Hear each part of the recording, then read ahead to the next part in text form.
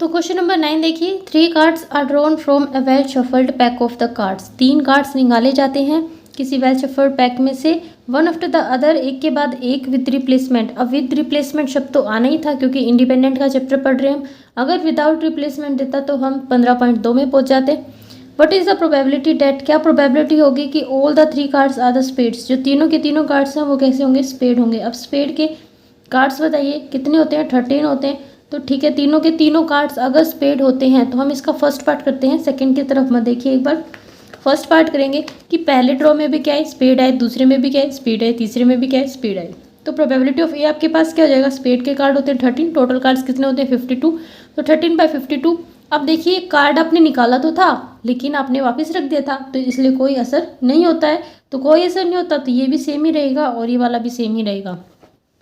अब required probability हम निकालते हैं, तो अब आपके पास इन दोनों तीनों की मल्टीप्लाई कर दीजिए, रिक्वायर्ड प्रोबेबिलिटी आ जाएगी। ये प्रोबेबिलिटी क्या कहती है कि तीनों कार्ड्स कैसे होंगे, स्पेड होंगे। तो ये वो प्रोबेबिलिटी है, प्रोबेबिलिटी ऑफ ABC। इसके बाद अगला जो सेकंड पार्ट है उसमें क्या कहता है कि पहले 2 कार्ड्स तो क्या हो, क्वींस हो, यानी कि जो पहले 2 कार्ड आप निकालोगे वो क्या हो, रानियाँ हो। और इसके बाद जो तीसरा कार्ड आप निकालोगे वो एक ब्लैक एस हो, काले रंग का एस हो। अब देखिए ब्लैक एंड रेड 2 तरह के कार्ड्स होते हैं।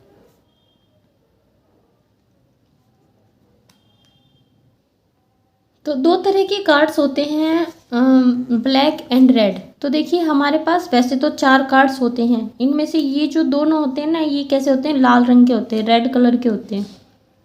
और ये दोनों कैसे होते हैं, ब्लैक कलर के होते हैं। तो 2 रेड होते हैं, 2 ब्लैक होते हैं। सबसे पहले हम रानी की बात करते हैं। उसने कहा था ना कि पहले 2 कार्ड्स रानी हो, तो एक रानी इसकी, एक रानी इसकी, एक रानी इसकी और एक रानी इसकी, टोटल मिला के सारे कार्डों में कितनी रानियाँ होती हैं, 4 रानियाँ होती हैं टोटल। तो अगर पहले 2 कार्ड्स में रानी हैं तो पहली रानी निकालने की प्रोबेबिलिटी क्या हो जाएगी, 4/52। और दूसरी रानी निकालने की प्रोबेबिलिटी, अब उसने पहली रानी निकाली जरूर थी लेकिन उसने वो कार्ड वापस रख दिया, तो ना तो कार्ड पर इफेक्ट होगा ना रानियों पर। ये भी कितनी आएगी, 4/52। ठीक है, तो ये तो होगी रानी। लेकिन तीसरे में कहता है कि इसके बाद जो तीसरा कार्ड मैं निकालूं वो एक ब्लैक एस हो।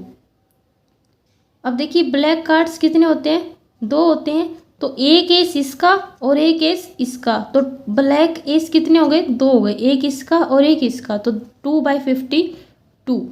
ठीक है, तो ये क्वेश्चन मैंने आपको बता दिया कि 4/52 कैसे आया। ठीक है, इस तरह से आपको लिख लेना है और इसके बाद आपको रिक्वायर्ड प्रोबेबिलिटी आपको निकाल लेनी है इसकी। इसके बाद देखते हैं इसका नेक्स्ट क्वेश्चन।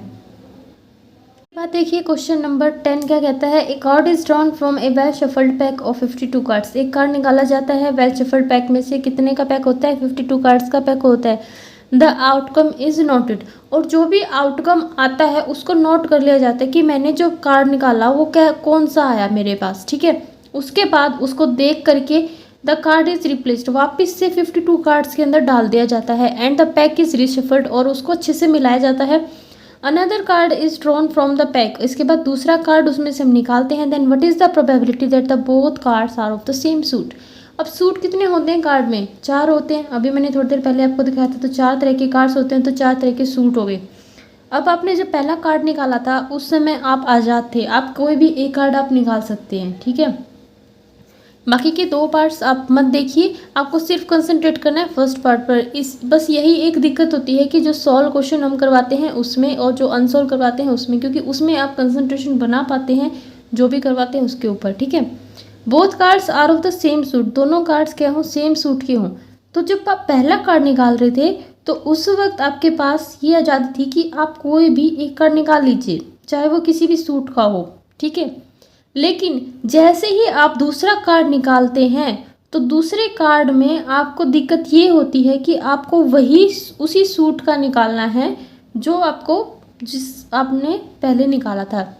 जैसे अगर आपने पहली बार हर्ट का निकाला, अगर आपने पहली बार हर्ट का निकाला तो हर्ट का निकालते वक्त आपके पास आज़ादी थी कि आप 52 के 52 पत्तों में से कोई भी एक निकाल सकते हैं। लेकिन जब आपने दूसरी बार कार्ड निकाला तो ये आपके पास एक बाउंडेशन हो गई कि दूसरी बार जो आएगा वो किसका आएगा, हर्ट का ही आएगा। तभी तो दोनों कैसे होंगे, सेम सूट के होंगे, है ना। तो दूसरी बार जो कार्ड आएगा वो किसका आएगा, हर्ट का ही आएगा, और वो भी आप कितने पत्तों में से निकालेंगे, 52 में से, क्योंकि आपको कार्ड वापस रख दिया था ना, तो पत्ते कम नहीं हुए। ठीक है, तो यहाँ पर देखिए, यहाँ पर जो ए इवेंट लिया मैंने, drawing a card of any suit, किसी भी सूट का आप निकाल सकते हैं पहले ड्रॉ में, लेकिन बी कहता है कि आपको उसी सूट का निकालना है दूसरे ड्रॉ में। तो पहली बार जब आप निकालते हैं तो 52 पत्तों में से निकालते हैं, लेकिन जब दूसरी बार आप निकालते हैं तो 13 पत्तों में से निकालते हैं। अब यहाँ पर 13 पत्ते क्यों आ गए, वो इसलिए आ गए क्योंकि दूसरी बार अगर आपने पहली बार हर्ट का निकाला था तो दूसरी बार आपको सिर्फ हर्ट के 13 कार्ड्स में से ही निकालना है, और सबके 13 कार्ड्स ही होते हैं। मैं यहाँ सिर्फ हर्ट की बात नहीं कर रही हूँ, चाहे वो कोई सा भी सूट हो, ठीक है, सबके 13 कार्ड्स होते हैं। तो यहाँ से आप प्रोबेबिलिटी ऑफ ए भी निकाल लेंगे, जो आपके पास क्या आएगा, 1/4। इसके बाद देखिए, both the cards are king, दोनों के दोनों कार्ड्स क्या हो, किंग्स हो। आसान है, किंग सबका एक एक होता है, यानी कि टोटल मिला के कितने किंग हो गए, 4 राजा हो गए। तो 4 किंग हो गए, तो पहली बार किंग निकालने की प्रोबेबिलिटी 4/52, उसके बाद आपने कार्ड वापस रख दिया तो दूसरी बार भी 4/52 ही रहेगी, और इस तरह से आपके पास आ जाएगा 1/6, 169।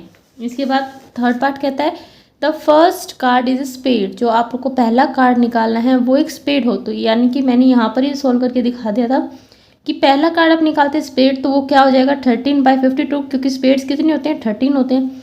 दूसरा कार्ड आपको निकालना है वो एक रेड क्वीन हो, लाल रंग की रानी हो। अब देखिए, लाल रंग की रानी, 2 काली रानियां होती हैं, 2 लाल होती हैं, क्योंकि 2 ब्लैक, 4 होते हैं ना टोटल, 4 तरह के कार्ड्स होते हैं। तो 4 तरह के कार्ड्स होते हैं, इनमें से 4 रानियां होती है, 4 रानियां होती है, ये दोनों लाल रंग के होते हैं, तो इनकी रानी कैसी होगी, लाल हो गई। ठीक है, तो 2 लाल रानी हो गई, 2 रेड रानी होगी। लाल समझ लो, काली समझ लो, सफ़ेद समझ लो, लेकिन आपको समझनी सिर्फ यहाँ पर लाल और काली है। ठीक है, वाइट का जिक्र नहीं करना है। तो 2 लाल हो गई और इन दोनों की काली हो गई। ठीक है, क्योंकि ये दोनों काले हैं इसलिए रानी भी कैसी होगी, काली, राजा भी काला, नंबर भी काले। ठीक है, तो 2 ब्लैक क्वींस होगी। आपको रेड क्वींस के होने की प्रोबेबिलिटी निकालनी है, तो ये कितनी आ जाएगी, 2। कितने पत्तों में से, 52 में से। तो 2/52 यहाँ पर रेड क्वीन की आ गई, ये आपको स्पेड की आ गई, ये इसकी आ गई, और यहाँ पर ये आपको ए इवेंट ले लेना है, ये आपको बी इवेंट ले लेना है। ठीक है, और यहाँ पर मैंने इनकी प्रोबेबिलिटी सॉल्व करके दिखाई थी, तो ये आप कर लेना। ये थोड़ा सा हल्का सा ही सॉल्व करके दिखाया था, आपको डिटेल में सॉल्व अपने आप कर लेना है, कोई मुश्किल नहीं है ये क्वेश्चन। ठीक है, इसके बाद देखते हैं क्वेश्चन नंबर 11। इसके बाद देखिए question number 11, in 2 successive throws of a pair of a dice, 2 successive, 2 लगातार थ्रोज किए जाते हैं। ठीक है, पेयर ऑफ डाइस, और डाइस का पेयर है, यानी कि आपके पास 2 डाइस हैं, दोनों को 2 बार आपको फेंकना है। Okay, determine the probability of getting a total of 8 each time, और आपको हमेशा टोटल ऑफ 8 चाहिए। यानी कि सोचिए कि आपके पास 2 डाइस हैं, तो आप उनको फेंक रहे हैं। जब आप फेंक रहे हैं तो एक डाइस पर अगर आता है 2, एक तो आ नहीं सकता, क्योंकि फिर दूसरी डाइस पर 7 आना चाहिए, तभी तो आपको टोटल ऑफ 8 मिलेगा। लेकिन डाइस पर तो 6 तक ही नंबर होते हैं, तो 6 तक ही नंबर होते हैं, तो इसलिए स्टार्टिंग कहाँ से होगी, 2 से, ताकि दूसरी डाइस पर 6 आ सके और हमें क्या मिल सके, टोटल ऑफ 8। इसी तरह से अगर पहली डाइस पर 3 आता है तो दूसरी पर आएगा 5, अगर पहले पर 4 आता है तो दूसरी पर क्या आएगा, 4, तभी तो टोटल ऑफ 8 आएगा। फिर अगर इस पर 5 आता है तो इस पर क्या आना चाहिए, 3, अगर इस पर 6 आता है तो इस पर क्या आना चाहिए, 2। तो इस तरह से आउटकम्स कितने आ सकते हैं, 1 2 3 4 5 आउटकम्स आ सकते हैं, लेकिन टोटल आउटकम्स कितने होते हैं। अब अगर आप पेयर ऑफ डाइस की बात कर रहे हैं यहाँ पर, तो ये होता है 6 × 6 36 होते हैं। ठीक है, तो पहला जब ड्रॉ होगा, इसने कहा ना कि 2 ड्रॉज आपको करने हैं, 2 डाइस हैं, उनको 2 बार आपको फेंकना है, यानी कि 2 ड्रॉज आपको करने हैं, दोनों ही ड्रॉज में आपको टोटल ऑफ 8 लेकर आना। तो पहला ड्रॉ, यानी कि ये आ गया आपके पास पहला ड्रॉ, ये आपके पास दूसरा ड्रॉ, दोनों ही ड्रॉ सेम है, तो दोनों की प्रोबेबिलिटी भी सेम रहेगी। ठीक है, 5/36। इसी तरह से टोटल प्रोबेबिलिटी दोनों की आ गई आपके पास, प्रोबेबिलिटी ऑफ ए बी, इसकी मल्टीप्लाई कर लेना, आपके पास इसका आंसर आ जाएगा। इसके बाद देखिए क्वेश्चन नंबर 12, क्वेश्चन नंबर 12 क्या कहता है, the probability that a boy, probability कि एक लड़का विल गेट ए स्कॉलरशिप, एक लड़के को एक स्कॉलरशिप मिलती है, उसकी प्रोबेबिलिटी है 0.9 और एक लड़की को मिले इसकी प्रोबेबिलिटी है 0.8। लड़की वाले में जो स्कॉलरशिप की प्रोबेबिलिटी है उसके चांसेस थोड़े से कम है लड़के वाले से। वैसे ऐसा होता नहीं है क्योंकि आजकल लड़कियां बहुत इंटेलिजेंट हो गई है, ठीक है। What is the probability that at least one of them will get the scholarship, तो क्या प्रोबेबिलिटी कि कम से कम किसी एक को वो स्कॉलरशिप जरूर भी मिले। अब किसी एक को जरूर भी मिले तो इसकी क्या प्रोबेबिलिटी होती है, या तो लड़के को मिले, अगर मैं लड़के वाले को ए मान लूँ लड़के वाले को बी मान लूँ, तो या तो लड़के को मिले लड़की को ना मिले, या फिर लड़की को मिल जाए लड़के को ना मिले, या फिर दोनों को ही मिल जाए। क्योंकि उसने कहा कि कम से कम एक को तो मिले, दो को मिले तो कोई गड़बड़ नहीं है, ठीक है, एक को जरूर भी मिलनी चाहिए। तो या तो आप इस तरह से निकालिए, या फिर ये जो एटलीस्ट वन वाले क्वेश्चन होते हैं ना, आप उसमें एक काम करना कि आप निकालिए किसी को भी ना मिले, पहले निकालिए नन ऑफ देम, किसी को भी ना मिले, ना होने की प्रोबेबिलिटी, और फिर क्या कीजिए, वन में से उस ना होने वाले को माइनस कर दीजिए और आपके पास होने की प्रोबेबिलिटी, यानी कि इवेंट हुआ है, चाहे वो एक से हुआ है या दोनों से हुआ, इवेंट जरूर हुआ है, यानी कि स्कॉलरशिप जरूर मिली है। तो ऐसे केसेस में बहुत काम आता है ये वाला मेथड, ठीक है। तो अब बात करते हैं क्वेश्चन की, मेथड तो आपको समझ आ गया। तो प्रोबेबिलिटी ऑफ ए आपको गिवन है 0.9 एंड प्रोबेबिलिटी बी आपको गिवन है 0.8। यहाँ से हम ना होने की निकाल रहे हैं probability of A not and probability of B not. कैसे निकालते हैं, वन में से माइनस कीजिए, आपके पास 0.1 आएगा, यहाँ पर वन में से माइनस करेंगे, यहाँ पर 0.2 आएगा। अब probability of getting at least one scholarship to at least one, किसी एक को तो मिले, तो ये मैंने आपको केस पहले समझाए थे। बस आपको क्या करना है, और की जगह पर क्या लगाना है, प्लस लगाना है, और इनकी आपस में मल्टीप्लाई कर देनी है देख के। जैसे ए क्या है आपके पास 0.9 है, बी नोट आपके पास है 0.2, इस तरह से बी आपके पास है 0.8 एंड ए नोट आपके पास है 0.1।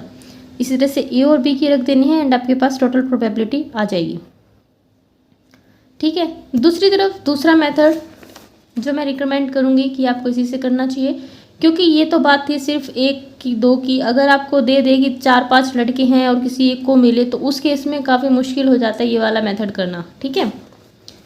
तो उस केस में बहुत काम आता है। इसमें हम सबसे पहले निकालते हैं कि किसी को भी स्कॉलरशिप ना मिले, चाहे कोई भी हो, किसी को भी ना मिले, ठीक है। तो किसी को भी ना मिले इसकी प्रोबेबिलिटी क्या आएगी, probability of A not into B not. यहाँ से हम A not into B not की प्रोबेबिलिटी निकाल लेंगे, किसी को भी नहीं मिली। फिर इसके बाद देखिए ये ना होने की है, ना होने की प्रोबेबिलिटी है। अब हमें होने की निकालनी है कि कम से कम स्कॉलरशिप किसी को तो मिले, यानी कि स्कॉलरशिप मिली तो है।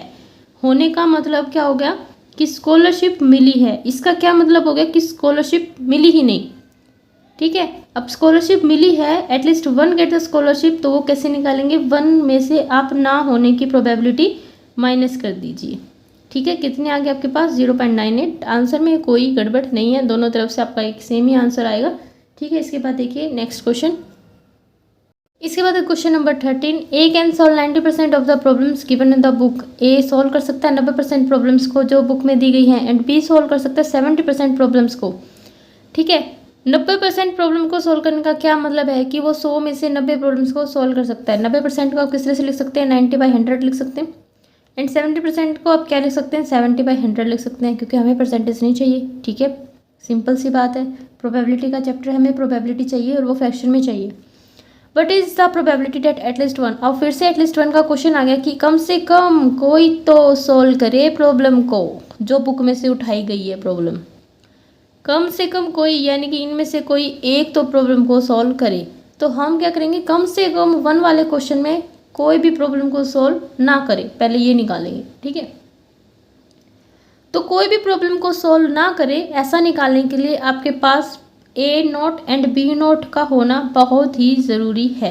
तो वो कैसे निकालेंगे, ए है इवेंट की सॉल्व करता है 90% प्रॉब्लम को, बी है इवेंट वो सॉल्व करता है 70% प्रॉब्लम को। बच्चों का इवेंट बना दिया गया, ठीक है। प्रोबेबिलिटी ऑफ ए आपके पास आ गया, प्रोबेबिलिटी बी आ गया, यहाँ से नोट आ गया, नोट के या ना होने की प्रोबेबिलिटी। अब हम निकालेंगे कि किसी को भी प्रॉब्लम सॉल्व करनी नहीं आती है, नहीं आती है तो वो कैसे आएगी, A not into B not. तो probability of A into probability of B. ठीक है, यहाँ से आपके पास क्या आता है 3/100 आता है ये। अब निकालेंगे कि कोई तो प्रॉब्लम को सॉल्व करे, यानी कि यहाँ पर प्रॉब्लम सॉल्व नहीं हो रही है और यहाँ पर प्रॉब्लम सॉल्व हो रही है, चाहे वो एक करे चाहे वो दोनों करे, प्रॉब्लम आपकी सॉल्व होगी। और वो जब होने की प्रोबेबिलिटी निकालते हैं तो एक में से ना होने की प्रोबेबिलिटी आप माइनस करते हैं। तो एक में से ना होने की प्रोबेबिलिटी दोनों है, यहाँ पर ए भी है और बी भी है, तो ये आ गया आपके पास 0.97। ठीक है, इसके बाद देखिए find the chance of drawing 5 और 6। आपको 5 और 6 लेके आना है एटलीस्ट वंस, कम से कम एक बार। फिर से एटलीस्ट वंस का क्वेश्चन है और इस बार एक डाई है, उसके 4 बार आपको थ्रोज करने हैं। तो देखिए अब तक तो 1-2 कर रहे थे कि 1 या 2 इवेंट थे आपके पास, लेकिन इस बार टोटल कितने इवेंट्स दे दिए उसने 4। तो अब आप क्या करेंगे कि आपके पास 5 और 6 आए ही ना। ठीक है, हम ना होने की प्रोबेबिलिटी निकालेंगे, फिर उसके बाद होने की निकालेंगे। तो ना होने के लिए सबसे पहले आप एक इवेंट लीजिए कि इवेंट ऑफ थ्रोइंग 5 और 6। ठीक है, ये आ गया आपके पास 2/6, क्योंकि ये 2 नंबर हैं तो 2/6 आ गया। इसके बाद ना होने की आपके पास आ गई 2/3। प्रोबेबिलिटी ऑफ नॉट गेटिंग, अब मैं ना होने की निकाल रही हूँ कि मुझे 5 और 6 चारों थ्रोज में से कभी मिला ही नहीं। ठीक है, 4 बार डाई को फेंका और चारों बार में मेरे पास 5 और 6 आया ही नहीं। तो ये भी नहीं आया, ये भी नहीं आया, यहाँ पर भी नहीं आया, यहाँ पर भी नहीं आया। ये 4 कैसे आ गए, क्योंकि 4 थ्रोज हुए थे। ठीक है, तो ये ना होने की प्रोबेबिलिटी आप यहाँ से निकालिए, आपके पास कितनी आएगी 16/81। लेकिन क्वेश्चन क्या कहता है, उसने नहीं की नहीं पूछी थी, उसने कहा था कि एटलीस्ट वंस, कम से कम एक बार तो हो, यानी कि कम से कम एक बार हो। तो होना तो है, उसको होना है, तो हम होने की प्रोबेबिलिटी निकालेंगे। तो एक में से ना होने की प्रोबेबिलिटी यहाँ से माइनस कर देंगे, तो आपके पास ये एटलीस्ट वंस वाली प्रोबेबिलिटी आ जाएगी। क्या आंसर है आपके पास 65/81। इसके बाद देखिए क्वेश्चन नंबर 15। इसके बाद क्वेश्चन नंबर 15 कहता है Ramesh appears for an interview. Ramesh एक इंटरव्यू के लिए जाता है फॉर द 2 पोस्ट, इसमें 2 पोस्ट हैं ए और B, for which selection is independent. Selection is independent का क्या मतलब हुआ कि ए और बी आपस में इंडिपेंडेंट है। ऐसा नहीं है कि अगर आपका ए में सिलेक्शन होता है तो ही आपका बी में सिलेक्शन होगा। ठीक है, ऐसा बिल्कुल भी नहीं है। इंडिपेंडेंट का मतलब होता है कि आपका ए में हो या बी में हो, दोनों आपस में अलग बात है, किसी में भी हो। ठीक है, the probability of his selection for post A में उसकी सिलेक्शन की प्रोबेबिलिटी है 1/6 एंड बी में है 1/7। प्रोबेबिलिटी बताइए कि एटलीस्ट 1 किसी एक में तो उसको जगह मिले, यानी कि किसी एक में तो सिलेक्ट हो। अब एटलीस्ट 1 वाले जब भी क्वेश्चन आते हैं तो मैंने आपको बताया था कि हमें किस तरह से करने हैं कि रमेश को किसी में भी जगह ना मिले। ठीक है, किसी में भी उसका सिलेक्शन ना हो, तो सबसे पहले आप वो निकालिए, फिर उसके बाद आपको होने की निकालनी। यहाँ पर मैंने एक चीज़ बताई है, ये मैं आपको बाद में बताऊँगी क्या लिख रखा है। ठीक है, तो ए इवेंट हम ले लेते हैं कि रमेश को सिलेक्शन मिल गया है किसमें, पोस्ट ए में। बी इवेंट ले लेते हैं कि उसको पोस्ट बी में मिल गया है एंड प्रोबेबिलिटी इसने दे ही रखी है 1/6 एंड 1/7 है। लेकिन हमें क्या निकालना है, ना होने की प्रोबेबिलिटी। तो probability of A not and probability of B not हम यहाँ से निकाल लेंगे। अब हम निकाल लेंगे कि रमेश को किसी में भी सिलेक्शन ना मिले, किसी भी पोस्ट में सिलेक्शन ना मिले। तो probability of A not into B not हम यहाँ से निकाल लेंगे। इसके बाद ये तो नहीं मिलने वाली बात हो गई कि उसको तो जगह मिली ही नहीं, उसको सिलेक्शन मिला ही नहीं। लेकिन क्वेश्चन में हमसे पूछा था कि कम से कम एक जगह तो उसको सिलेक्शन मिलना ही चाहिए, यानी कि उसका सिलेक्शन होना ही चाहिए। तो होने की प्रोबेबिलिटी चाहे एक में हो चाहे में 2 में हो, होना है उसको। ठीक है, उस सिलेक्शन को होना है। तो वो आप कैसे निकालोगे, 1 माइनस ना होने की प्रोबेबिलिटी। ना होने की प्रोबेबिलिटी को एक में से माइनस कीजिए, आपका जो सिलेक्शन होगा वो होगा चाहे एक में चाहे 2 में चाहे किसी में भी। ठीक है, तो यह क्या आपके पास 2/7।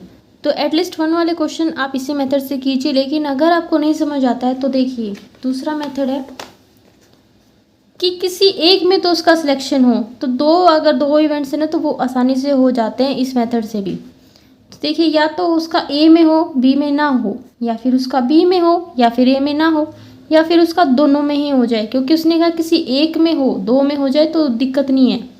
ठीक है, तो यहाँ से आपको क्या करना है, और की जगह आपको क्या लिख लेना है, प्लस लिख लेना है एंड ए की और बी नोट की आपको यहाँ से वैल्यू लिख लेनी है इसी तरह से आपको ये सबकी वैल्यू लिख के सोल्व आउट करेंगे तो आपके पास यही क्वेश्चन आएगा।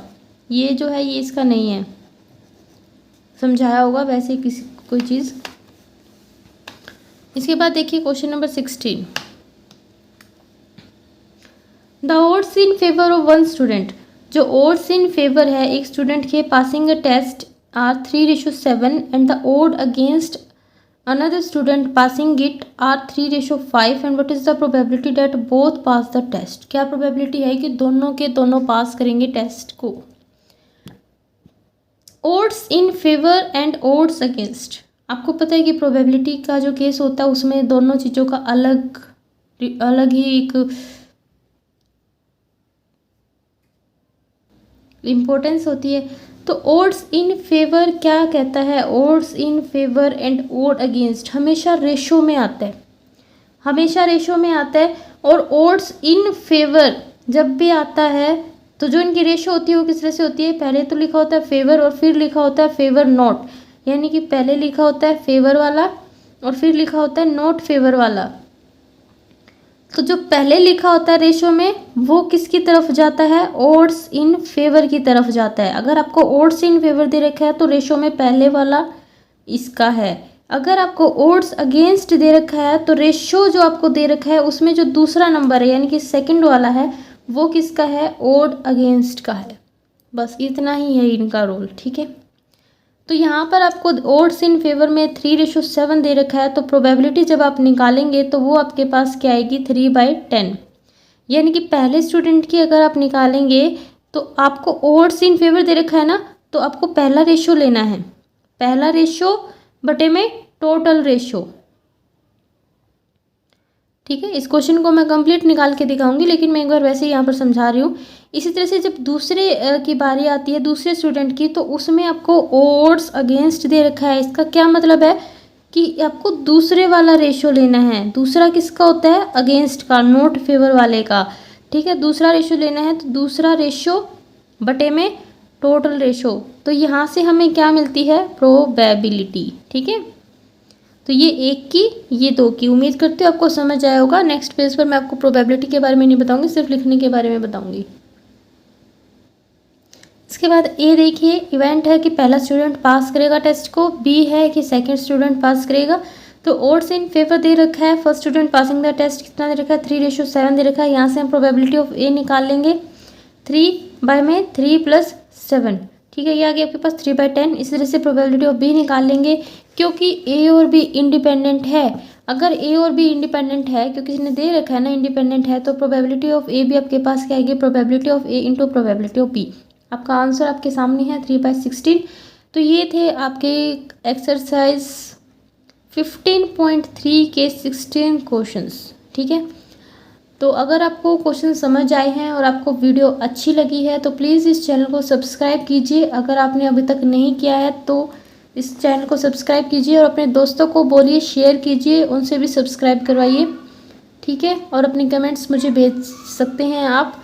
इस वीडियो को देखने के लिए आपका बहुत बहुत धन्यवाद। और ये वीडियो सिर्फ और सिर्फ इसी चैनल पर, मेरा सिर्फ एक ही चैनल है, कोई दूसरा चैनल नहीं है, jobs and career bye Anju, ठीक है।